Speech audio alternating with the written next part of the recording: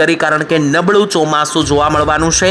તો બીજી તરફ રમણીકભાઈ વામજાએ જણાવ્યું કે ખૂબ જ વધારે સારું ચોમાસું જવાનું છે। તો આમાંથી કોની આગાહી કેટલી સાચી તેના વિશે પણ જાણવાનું છે। તો મિત્રો ટૂંકમાં આ વિડીયો ખૂબ જ કામનો અને ઉપયોગી રહેવાનો છે તમારા માટે મિત્રો। તો આ વિડીયોને અંત સુધી જોવા માટે તમને અપીલ કરું છું કારણ કે જો તમે આ વિડીયોને અંત સુધી જોશો તો મિત્રો આ વિડીયોને લગતી દરેક માહિતી જે છે તે મિત્રો તમને મળી જશે। તો ખાસ કરીને મિત્રો હવે જે છે તે સમય બગાડ્યા વગર આપણે વિડીયોની શરૂઆત કરી લઈએ અને જાણી લઈએ કે ખાસ કરીને કોની આગાહી સાચી જે છે ટીટોડી આવનારા દિવસોમાં હવે ઈંડા મૂકશે ત્યારે તેને આધારે પણ આપણે જાણી લઈશું કે કઈ રીતનું ચોમાસું જઈ શકે। ત્યારબાદ હવે મિત્રો વાત કરીએ તો લો પ્રેશરોને લઈને ખાસ કરીને મિત્રો આગાહી કરવામાં આવી છે કે આવનારા દિવસોમાં કમોસમી કોઈ માવઠા જોવા મળી રહ્યા છે કે નહીં। આગામી 3 થી 4 દિવસમાં કેવું માવઠાના સંકેતો છે તેના વિશે વાત કરી લઈએ। ખાસ કરીને મિત્રો વાદળો તો સારા દેખાઈ રહ્યા છે। વેસ્ટર્ન ડિસ્ટર્બન્સ એટલે કે WD ના આધારે મિત્રો હવે આપણે જાણવાનું છે કે જે વાદળો દેખાઈ રહ્યા છે તેને આધારે આપણને આવનારા દિવસોમાં જે છે તે કેવા વરસાદના છાપટા અથવા તો છાંટા જોવા મળે તેને સંકેતો છે તેના વિશે વાત કરવાની છે। તો મિત્રો સારી કક્ષાના સંકેતો દેખાઈ રહ્યા છે। આવો જાણી લઈએ કે વાદળોને આધારે કયા ભાગોમાં માવઠા અથવા વરસાદો બની શકે। દક્ષિણીય ગુજરાતની વાત કરીએ તો જોઈ શકીએ દક્ષિણીય ગુજરાતની અંદર જે મિત્રો અહીંયા સુરત આસપાસના વિસ્તારો છે ત્યાં જોઈએ તો સુરત, વ્યારા અને વલસાડ, નવસારીમાં ઓછા વાદળો છે જેથી ત્યાં કોઈ મોટા વરસાદ અથવા તો માવઠાના સંકેતો જે છે તે મિત્રો નથી।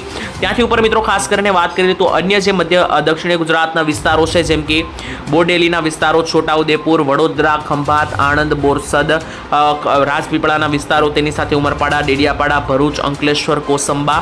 તો ટૂંકમાં આ જે દક્ષિણ ગુજરાતના વિસ્તારો છે ત્યાં કાળા ડિબાંગ વાદળોની ગતિવિધિઓ જોવા મળી રહી છે જેને લઈને આ ભાગોની અંદર જે છે તે કમોસમી માવઠાઓ જે છે તે મિત્રો આવી શકે કારણ કે અહીંયા જે છે તે મોટા પ્રમાણમાં વાદળો આવી રહ્યા છે। ત્યાંથી મિત્રો હવે આગળ વધીએ અને મધ્ય ગુજરાતની વાત કરી લઈએ કે મધ્ય ગુજરાતમાં શું માહોલ દેખાઈ રહ્યો છે। મધ્ય ગુજરાત ઉપર ફોકસ કરીએ તો મધ્ય ગુજરાતમાં પણ મિત્રો ખાસ કરીને જે ગોધરા, દાહોદ, મહીસાગર, ખેડા, લુણાવાડા, કપડવંજ, નડિયાદ, ડાકોર, ધોળકા, અમદાવાદ, બાપુનગર, વિરમનગર, વિરમગામ અને કડી સાથે જ ગાંધીનગરના વિસ્તારો તો આ ભાગોની અંદર પણ મિત્રો જોઈ શકો કે કાળા ડિબાંગ વાદળોનો ઘેરાવો જે છે તે ખાસ કરીને જોવા મળી રહ્યો છે। એ પણ 17 અને 18 માર્ચ આસપાસ તો આ તારીખો દરમિયાન મિત્રો જે છે તે કમોસમી માવઠા અથવા તો ઝાપટાઓ જે છે તે બની શકે કારણ કે આ સમયગાળા દરમિયાન આ ભાગોની અંદર વાદળો પુષ્કળ પ્રમાણમાં આગળ વધી રહ્યા છે। ત્યાંથી મિત્રો વાત કરી લે ઉત્તરીય ગુજરાતના ભાગો વિશે કે ઉત્તરીય ગુજરાતમાં કેટલાક સંકેતો છે તો ખાસ જોઈ લઈએ।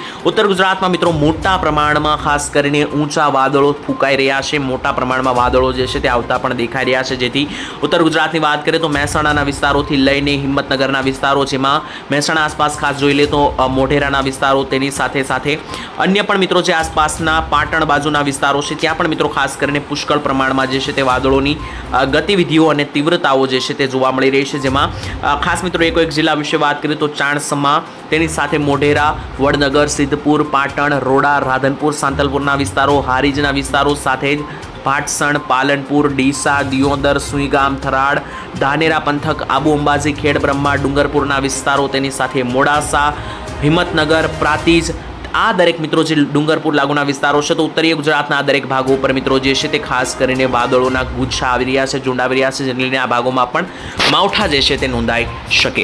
ત્યારબાદ વાત કરી લઈએ સૌરાષ્ટ્ર વિશે તો સૌરાષ્ટ્રમાં મિત્રો જોઈ શકીએ કે એક જિલ્લા ઉપરથી સારી કક્ષામાં મોટા પ્રમાણમાં વાદળો પસાર થઈ રહ્યા છે જેથી સૌરાષ્ટ્રમાં પણ જે છે તે વાદળોનો માર જોવા મળશે। જેમાં ભાવનગર જિલ્લાની વાત કરીએ તો સમગ્ર ભાવનગર જિલ્લાની અંદર જે છે તે ખાસ કરીને જુદા જુદા જિલ્લાઓ જેમ કે વલભીપુર, પાલીતાણા, ગારિયાધાર અને તળાજા પંથક આસપાસ સારી કક્ષાના વાદળો છે। જ્યારે અમરેલી જિલ્લાની વાત કરીએ તો અમરેલી જિલ્લામાં પણ બાબરાથી લઈને લાઠી, રાજુલા, લીલિયા, સાવરકુંડલા, ધારી, દુધાળાના વિસ્તારો, ખાંભાના વિસ્તારો, બગસરા, કુંકાવાવ આસપાસ લાગુ વિસ્તારો અને લાઠી લાગુ વિસ્તારમાં સારી કક્ષાના વાદળો દેખાઈ રહ્યા છે।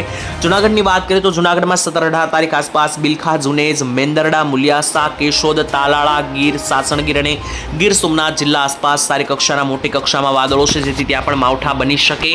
વાત કરીએ દરિયાકાંઠાના જિલ્લાઓ વિશે તો પોરબંદર, દ્વારકા, સલાયા, જામનગર, મોરબી આ જે મિત્રો દરિયાકાંઠાના દરેક વિસ્તારો છે તો દરિયાકાંઠે મિત્રો જે છે તે સમગ્ર પ્રકારમાં અહીંયા વાદળોનો સારી કક્ષામાં ઝુંડ આવી રહ્યો છે। તેની સાથે રાજકોટ જિલ્લામાં પણ મિત્રો જે વિછિયા, સરદાર, ગોંડલ, ધોરાજી ઉપલેટાના વિસ્તારો છે, બોટાદની અંદર પણ મિત્રો જે સાળંગપુર, ધંધુકાના વિસ્તારો છે, ગઢડાના તો ટૂંકમાં સૌરાષ્ટ્રના એક જિલ્લા ઉપરથી જે છે એક તાલુકા ઉપરથી મોટી કક્ષામાં જે છે તે વાદળો પસાર થઈ રહ્યા છે જેથી માવઠાના સંકેતો જે છે તે મિત્રો બનતા આપણને જે છે તે જોવા મળી શકે શકે છે। ત્યાંથી મિત્રો હવે આગળ વાત કરી લે ગરમીને લઈને શું નવા સંકેતો છે, આજે કેટલી ગરમી જોવા મળશે તેની વાત કરી લે તો મિત્રો તમને અગાઉ મેં જેમ જણાવ્યું તેમ આજે જે છે તે 1 થી 2 ડિગ્રીનું તાપમાન ઘટતું જોવા મળી શકે, એટલે કે આપણને આજે થોડી ઘણી ઓછી ગરમી જે છે તે બનતી જોવા મળી શકે, કારણ કે આજે મિત્રો મેં તમને અગાઉ પણ જણાવ્યું હતું કે એક ભાઈ હવામાન નિષ્ણાંતે એવી આગાહી કરેલ હતી કે ગુજરાતની અંદર જે છે તે 15 થી 22 માર્ચ વચ્ચે ગરમીમાં 1-2-3 ડિગ્રીનો ઘટાડો જોવા મળશે, જેથી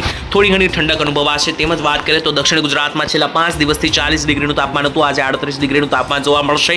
મધ્ય ગુજરાતની વાત કરીએ તો મધ્ય ગુજરાતમાં 36 થી 37 ડિગ્રીના સરેરાશ તાપમાનના એંધાણ, ઉત્તર ગુજરાતની વાત કરીએ તો ઉત્તર ગુજરાતમાં 35 થી 36 ડિગ્રીના તાપમાનના એંધાણ, જ્યાં 40 ડિગ્રીનું તાપમાન હતું છેલ્લા ઘણા બધા દિવસોથી।